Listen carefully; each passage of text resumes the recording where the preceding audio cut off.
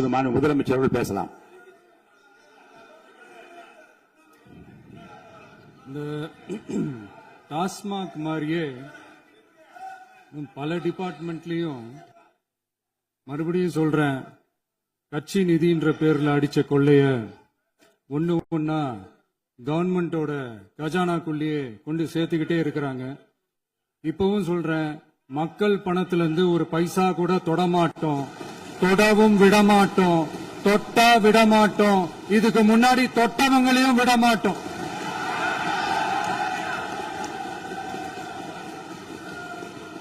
ஒவ்வொரு ஊழலா வெளியில வரும் போலே, ஒவ்வொரு வேஷமா கலைஞ்சிரும் போலே, இங்க இருக்கிற நிறைய பேரு நடுங்கி போய் இதுல நம்ம மேல அவதூறு வேற. இப்ப புதுசா ஒரு வெப்பன் ஒண்ணு கொண்டு வந்திருக்காங்க. அது என்ன தெரியுமா? அவங்க தயவால தான் நம்ம ஆட்சி நடக்குதான். மக்கள் தயவால இந்த ஆட்சி நடந்துகிட்டு இருக்கு. மனசாட்சி உள்ள சக்திகளோட ஆதரவால இந்த ஆட்சி நடந்துகிட்டு இருக்கு. நாங்க தான் அனுப்பி வச்சோம், நாங்க தான் அனுப்பி வச்சோம் அப்படின்றாங்களே. அனுப்பி வச்சவங்களுக்கு மினிஸ்ட்ரியில இடம் கொடுத்தா ஏன் கதறீங்க? ஏன் இவ்வளவு கோவம்? ஏன் இவ்வளவு கதறல்?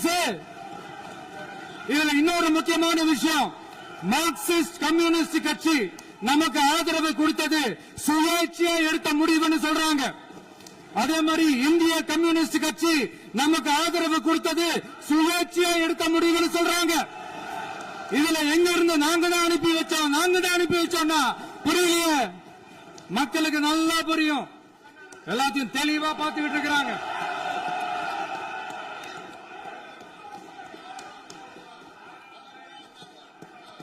முதலமைச்சர் கண்டினியூ பண்ணலாம். மாண்பு முதலமைச்சர்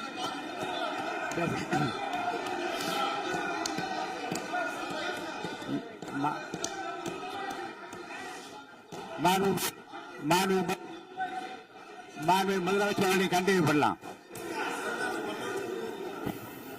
நீ கண்டினியூ பண்ணலாம். நீ கண்டினியூ பண்ணலாம்.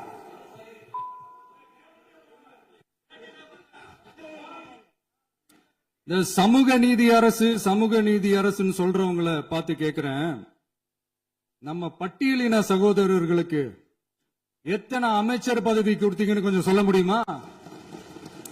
ஆனா நம்மளுடைய அரசுல 8 அமைச்சர் பதவிகள் யாருக்கு?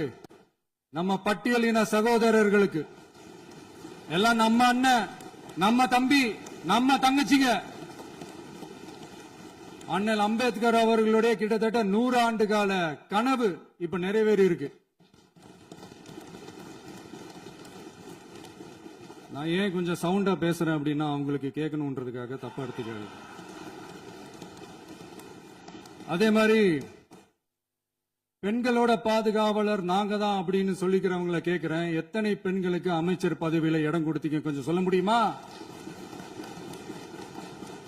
எங்க அரசுல 4 சகோதரிகளுக்கு அமைச்சர் பதவி கொடுத்திருக்கிறோம். அதனால மக்களால் நிராகரிக்கப்பட்டு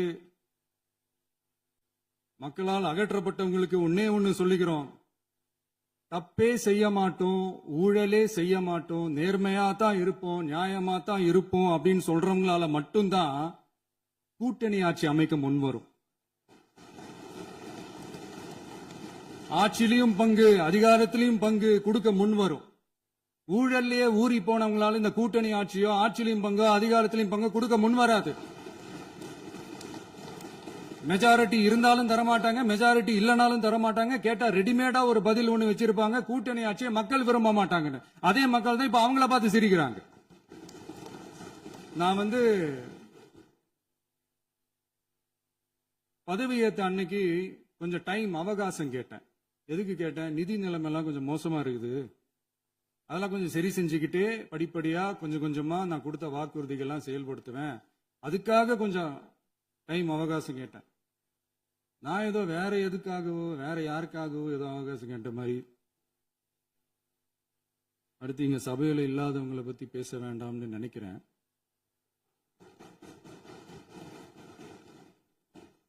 இங்க நம்மளை பத்தி அவதூறு பரப்புறதோட மட்டும் இல்லாம இப்ப நம்ம மக்கள் மேலேயும் அவதூறு பரப்ப ஆரம்பிச்சுட்டாங்க. மக்கள் நமக்கு ஓட்டு போட்டது தப்பான், குடும்பம் குடும்பமா நமக்கு ஆதரிச்சது தப்பான். இது இப்ப இல்ல, நான் சொல்றது எம்ஜிஆர் அவர்கள் காலத்திலிருந்தே. அப்பவே அவர் ஜெயிச்சப்போ அதே மக்களை தப்பு தப்பா பேசுறது. மக்கள் என்ன பண்ணிட்டாங்க, எம்ஜிஆர் என்ன பண்ணிட்டாரு, எம்ஜிஆர் என்ன இது பண்ணிட்டாரு. 50 வருஷமா ஒரே டெக்னிக்கா.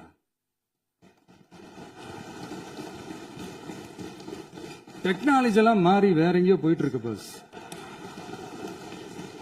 இதுல கொஞ்சம் டெக்னிக்காச்சும் கொஞ்சம் மாத்தினா கொஞ்சம் நல்லா இருக்கும்.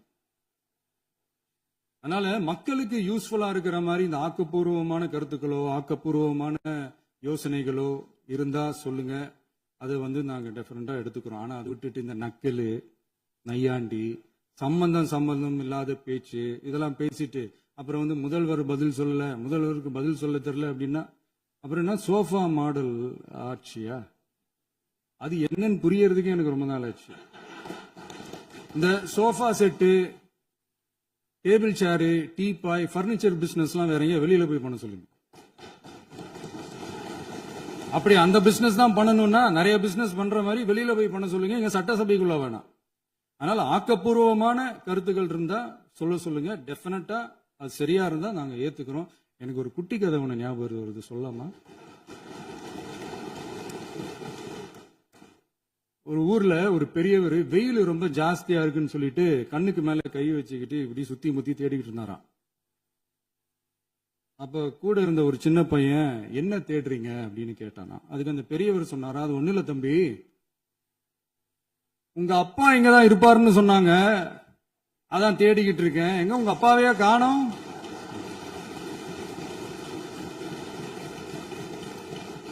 இல்ல அந்த எங்களுக்கும் நக்கலா நையாண்டியா சம்பந்தம் இல்லாத குட்டி கதை இதெல்லாம் எங்களுக்கும் பேச தெரியும். அந்த கதையில பெரியவர் அப்படி சொன்னாராம், தப்பா எடுத்துக்காதீங்க. அந்த கதையில பெரியவர் அப்படி கேட்டாராம். அதனால யாரும் இங்க டென்ஷன் ஆக வேணாம். அதனால இன்னொரு இந்த என்னுடைய உரையை முடிக்கிறதுக்கு முன்னாடி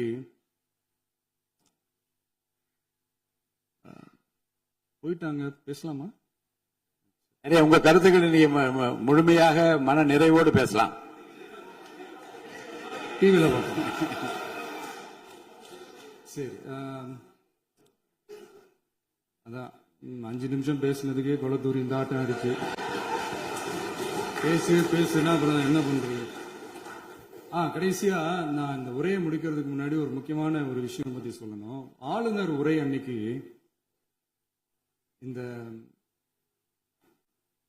தமிழ் தாய் வாழ்த்துக்கு அப்புறம் தேசிய கீதம் பாடினது தப்பு, தேசிய கீதம் 2 முறை பாடினது தப்பு. அப்படி ஒரு நிகழ்வு இதுக்கு முன்னாடி இந்த சட்டசபையில நடந்ததே கிடையாது. அந்த மரபே மாத்திட்டீங்க. இப்படி ஒரு பெரிய ஒரு போர் மாதிரி எதிர்கட்சி சார்ந்தவங்க எல்லாம் சொன்னாங்க இல்லையா?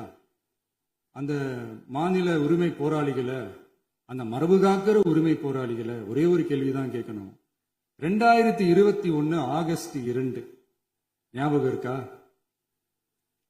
Centenary celebration of Tamil Nadu legislature. அந்த ஃபங்க்ஷன்ல நம்ம முன்னாள் முதலமைச்சர் கருணாநிதி அவர்களோட கலைஞர் அவர்களுடைய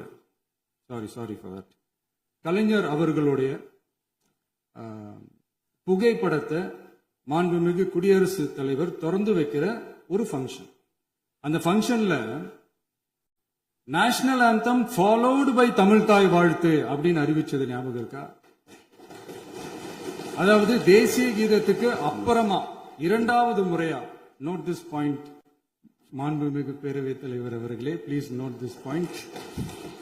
தேசிய கீதத்துக்கு அப்புறம் 2வது முறையாக தமிழ் தாய் வாழ்த்து பாடப்படும் அப்படின்னு சொன்னது ஞாபகம் இருக்கா? அதுவும் முத்தமிழ் அறிஞர் அப்படின்னு சொல்ற நம்ம கலைஞர் அவர்களுடைய அந்த புகைப்படம் வெளியிட்டு விழாவில் அவர் இருந்த இதே சபையில தமிழ 2வது இடத்துக்கு தள்ளினது யாருன்னு ஞாபகம் இருக்கா? அது மட்டும் இல்ல, அந்த தேசிய கீதத்தை நாட்டுப்பண் நேஷனல் ஆந்தம்னு சொல்லி அதே ஃபங்க்ஷன்ல கடைசியா ஃபங்க்ஷன் முடியும் போது செகண்ட் டைம் தேசிய கீதம் பாடினதும் ஞாபகம் இருக்கா? இதே அவையில் தான் அது அவை குறிப்பிலும் இருக்கிறது. இதே அவையில் தான் நடைபெற்றது. இந்த book தக்க நேரத்தில் இந்த ஆதாரங்களை அளித்த மாண்பு முதல்வர்களுக்கு நன்றியை தெரிவித்துக் கொள்கிறேன். டவுட் இருந்தா இந்த புக்கை பார்த்து தெரிஞ்சுக்கலாம். இதெல்லாம் கேட்டா என்ன சொல்லுவாங்கன்னா, அது ஜனாதிபதி கலந்துகிட்ட ஃபங்க்ஷன், அதெல்லாம் அப்படிதான், அதெல்லாம் கண்டுக்க கூடாது அப்படின்னு சொல்லுவாங்க. இதே மாதிரிதான் பேசுறது ஒண்ணு, செய்யறது ஒண்ணு, செய்யறது ஒண்ணு, பேசுறது ஒண்ணு. இதெல்லாம் மக்கள் பார்த்துக்கிட்டு இருக்காங்க. எலெக்ஷனுக்கு முன்னாடி தான் அப்படி செஞ்சுக்கிட்டு இருந்தாங்க. இப்ப எலெக்ஷனுக்கு அப்புறம் அதே தான் செய்யறாங்க. இந்த விஜயையும் சாமானியர்களின் உண்மையான சமூக நீதி அரசையும் அவமானப்படுத்துறதுக்கு தான் அவங்களோட அந்த பொலிட்டிக்கல் சீனியாரிட்டி அது பயன்படுத்துது போல. சரி, செய்யட்டும் செய்யட்டும், நல்லா செய்யட்டும். இப்போ ஆனாலும் நம்மளுடைய மாநில உரிமை, மொழி உரிமை, உத்தமபுத்திரர் போல வேஷம் போடுற எதிர்கட்சிக்கு ஒன்றை மட்டும் ஆணித்தரமாக சொல்றோம். உங்களை மாதிரி தமிழ்னு சொல்லிக்கிட்டு, மொழி, பண்பாடு, கலாச்சாரம்னு சொல்லிக்கிட்டு ரெட்டை வேஷம் போடுறவங்க நாங்க கிடையாது. உலகெங்கும் வாழும் என் தமிழ் சொந்தங்களுக்கு நம்முடைய உத்தரவாதம் தமிழ் தான் எங்க உயிர் நாடி அப்படின்றத மறக்க மாட்டோம். இப்பவும் சொல்றோம், மாநில உரிமையில எப்பவும் உறுதியா இருப்போம். அதே சமயத்துல அரசியல் வேற, ஒன்றிய மாநில அரசுகளுக்கு இடையே இருக்கிற நிர்வாக அணுகுமுறை வேற. இதுல நாங்க ரொம்ப தெளிவா இருக்கிறோம். அதனால எங்களுக்கு பாடம் எடுக்கிறதா நினைச்சுக்கிட்டு உங்க வேஷத்தை நீங்களே கொஞ்சம் கொஞ்சமா கலைச்சுக்கிட்டே வர்றீங்க, மறந்துடாதீங்க. அப்புறம் நேத்து எதிர்கட்சி தலைவர், மாண்புமிகு எதிர்கட்சி தலைவர் பேசும்போது நிறைய பேசினாங்க. அதுல ஒண்ணு மட்டும் அரசு சொல்றதா நினைச்சுக்கிட்டு நம்மள இன்டைரக்டா ஈவில் அப்படின்ற அந்த வார்த்தையை யூஸ் பண்ணாங்க. எனக்கு ஒண்ணுதான் சொல்லணும்னு தோணுது. ஈவில்ஸ்னு டெவில்ஸ் பேசக்கூடாது.